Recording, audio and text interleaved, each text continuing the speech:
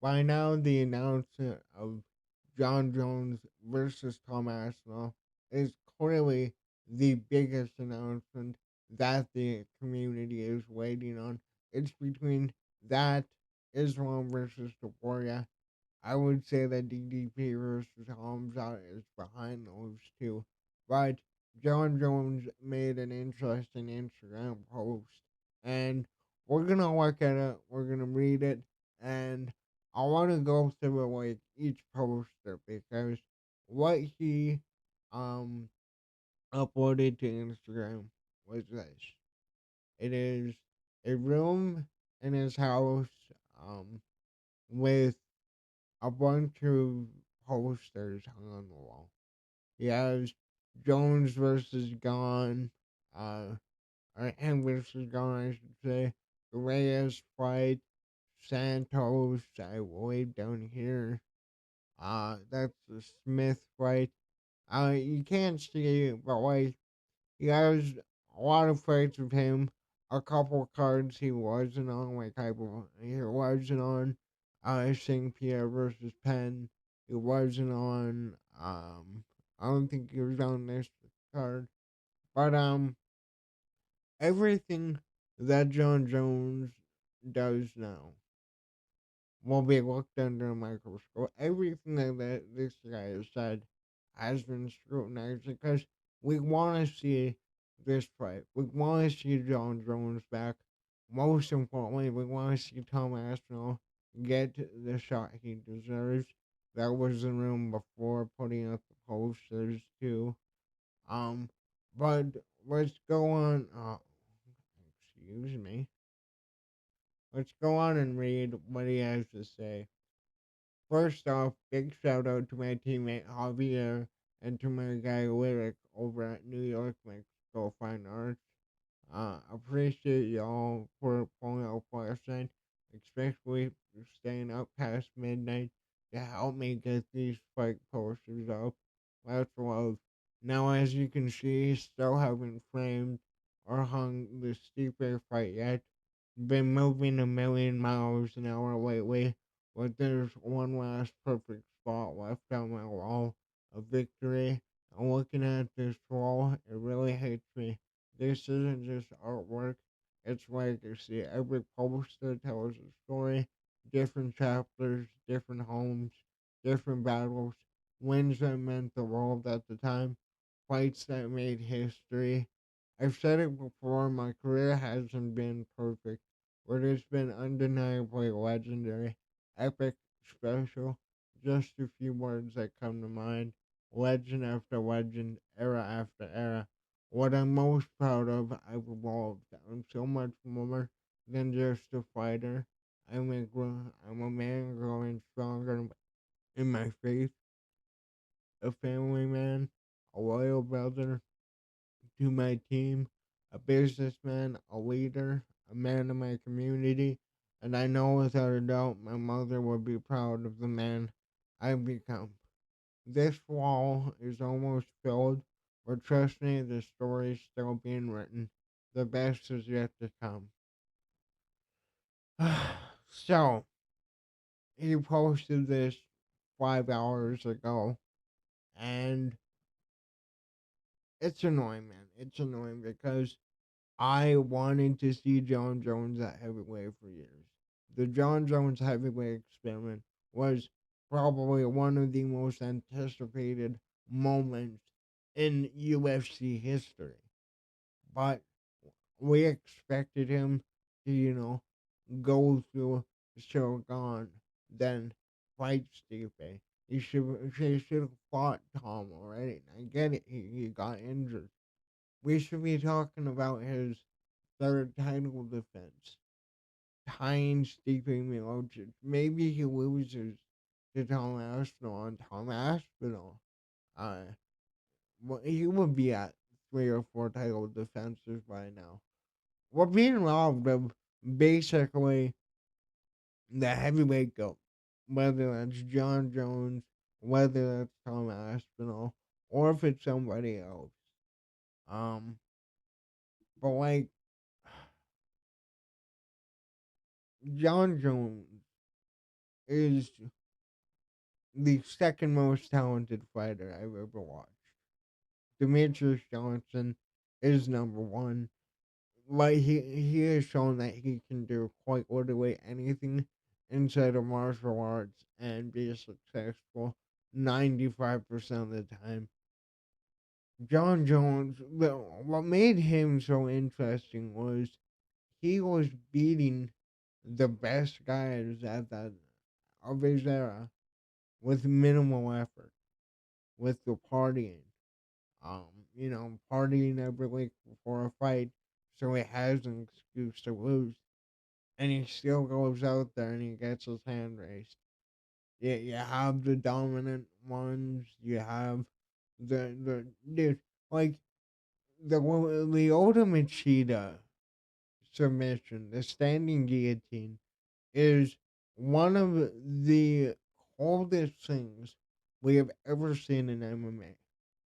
He just dropped the ultimate cheetah after putting him unconscious, like he was a sack of potatoes. Like when John Jones is motivated, and I do believe part of the reason he ended up looking like he did in the last three fights at light heavyweight was motivation. Like he wasn't going for a finish. He was just coasting. He was staying outside. Landing some leg kicks, doing the you know lifted fingers. He is a dirty fighter. Like John Jones is one of my favorite fighters of all time. He is dirty. I will fully admit that. Well, that's one of the reasons he's appealing. He's a villain. Um, but yeah, we need this fight now. International Fight Week. That's the topic at hand. We've heard many things. We heard that Cyril Gane is in fight Tommaso. We know that Ilya Topuria is in fight camp, and we assume he is either the headliner or co-main event.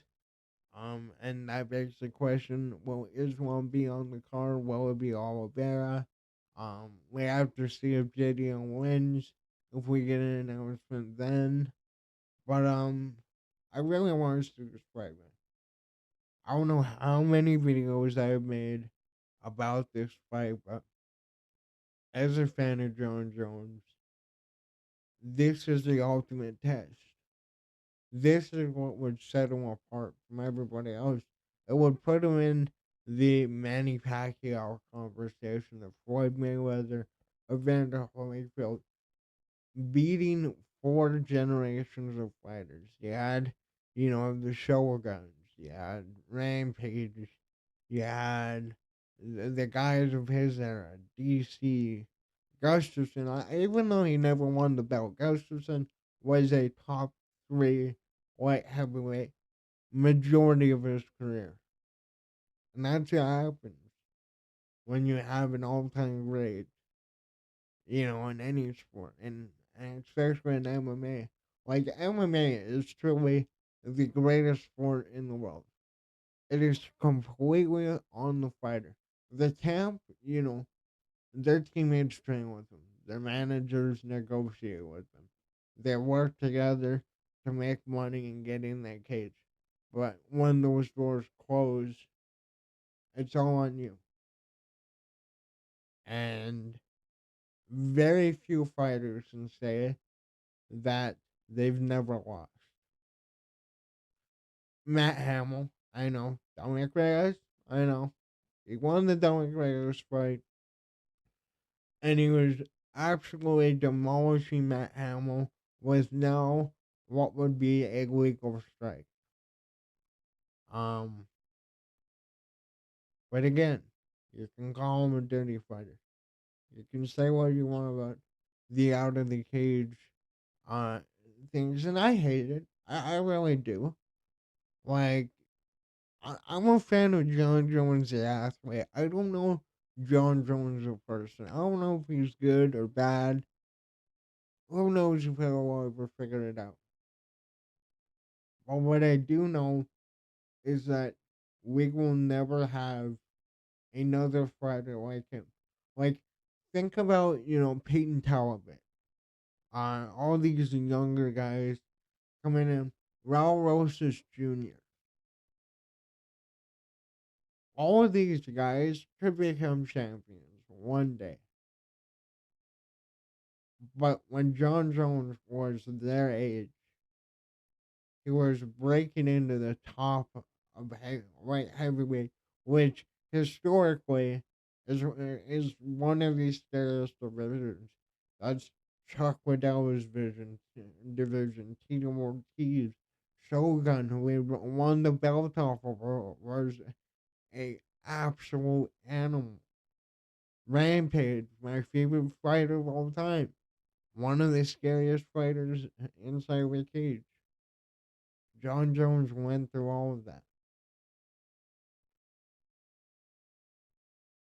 And it kind of sucks that we have a lot of fans that come in now and do everything around John Jones. They don't understand why he's a big star. They don't understand what he brings in the cage. Well, they do. They watch the Stipe fight. They watch, the Still Gone fight. But, like, there's a difference between those fights and when he was fighting, like, Rashad Evans and guys like that. And if he can do what he did to those guys, to a younger, taller, faster, strong, more powerful fighter,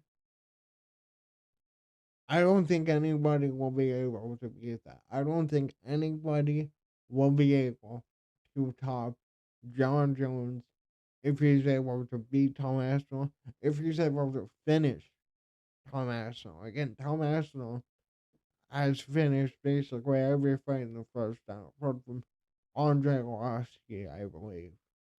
Um, yeah, man. You don't get to see greatness often. And most of the time, greatness does not come in, you know, the the way you want it to. NHL, maybe, you're a Calgary fan. Edmonton now has the greatest hockey player of all time.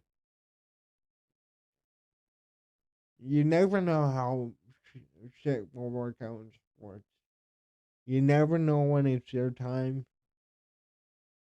whether you're on a hot streak, whether you got lucky, whether it's borderline like divine intervention on how you got your win. No matter what sport it is, right?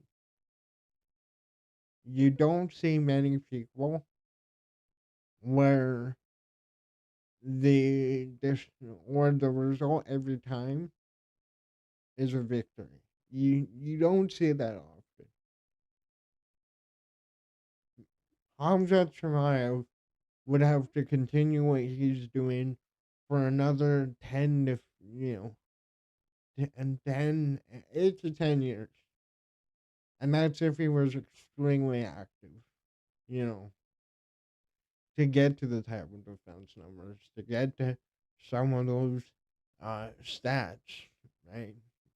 But, I don't know, man. I hope we get an announcement soon. I want to see John Jones back. I want to see Tom Aspinall. Potentially the second most scariest heavyweight we've ever seen. Oh, I would third. Well, no, I would throw him ahead of Brock Lesnar, to be honest. Like, I'm pretty sure he's a bit taller. His build is better. He has much better striking than Brock did, but I mean, that was no Brock. Well, we'll see, man. John, get it announced. Whether we know it's gonna be MSG. Maybe you surprise us here, and it is in June. That's what I said last year. I said last year John Jones Tom Aspinall International Fight Week. The more time that has gone on, though, I'm almost certain it will be at MSG. We'll see. What do you guys think about John Jones' post? Um, and I basically asked you the same thing because, you know, we're not really getting any real information here. We're only getting an idea of what could be going down. Does this make you more confident in this fight happening? And could you see it happening before MSG? Let me know in the comments down below. Thanks for watching. Later.